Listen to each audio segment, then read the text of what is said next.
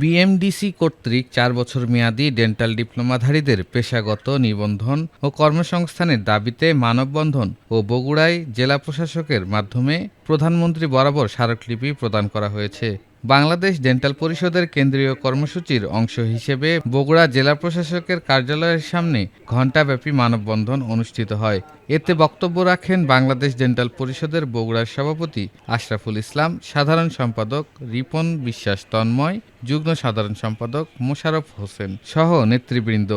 মানববন্ধন থেকে বক্তারা সরকারের কাছে দাবি জানান ডেন্টাল ডিপ্লোমাধারীদের পেশাগত নিবন্ধন নিশ্চিত করা এবং টেকসই কর্মসংস্থানের সুযোগ সৃষ্টিতে প্রয়োজনীয় উদ্যোগ গ্রহণের। ডিপ্লোমাধারীদের যথাযথভাবে কাজে লাগানো হলে দেশের দন্ত স্বাস্থ্যসেবার মান উন্নয়ন, গ্রামীণ জনগণের সেবা প্রাপ্তি বৃদ্ধি এবং সরকারি স্বাস্থ্যসেবা প্রতিষ্ঠানের উপর চাপ কমবে।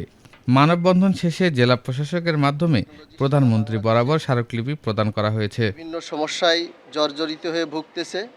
আমাদের দাবি এই 20,000 বেকার ডেন্টাল টেকনোলজিস্টদের, ডেন্টাল ডিপ্লোমা ডিগ্রিধারীদের প্র্যাকটিস রেজিস্ট্রেশন বিএমডিসি অধীনে প্র্যাকটিস রেজিস্ট্রেশন দিতে হবে এবং আমাদের স্পেসিফিক যে কাজের নীতিমালা ছিল এই নীতিমালা করে আমাদের এই কাজের সুযোগ করে দিতে হবে।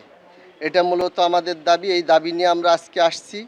20,000 ডেন্টাল ডিপ্লোমা ডিগ্রিধারী সারা দেশে একযোগে আমাদের জেলা প্রশাসক মহোদয় বরাবর বা মহোদয়ের মাধ্যমে আমরা আমাদের প্রধানমন্ত্রী বরাবর এই দাবিটা পেশ করার জন্য মূলত আমরা এখানে উপস্থিত হয়েছি।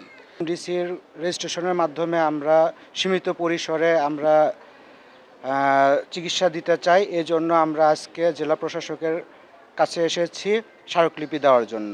বিএমডিসি রেজিস্ট্রেশন সেটা আমাদের দেয়া হচ্ছে না, সরকারিভাবে কোনো উদ্যোগ নেওয়া হচ্ছে না। সারা বাংলাদেশে আমরা প্রায় 20,000 মেডিকেল টেকনোলজিস্ট বেকার অবস্থায় আছি ডেন্টাল। আমাদের যদি একটা কর্মসংস্থান না থাকে, মানে ব্যক্তিগত কর্মসংস্থান প্র্যাকটিস রেজিস্ট্রেশন, তাহলে আমরা কী করব? সব থেকে বেশি দরকার সেটা হচ্ছে প্র্যাকটিস রেজিস্ট্রেশন। এটার জন্যই আমরা এখানে এসে দাঁড়িয়েছি।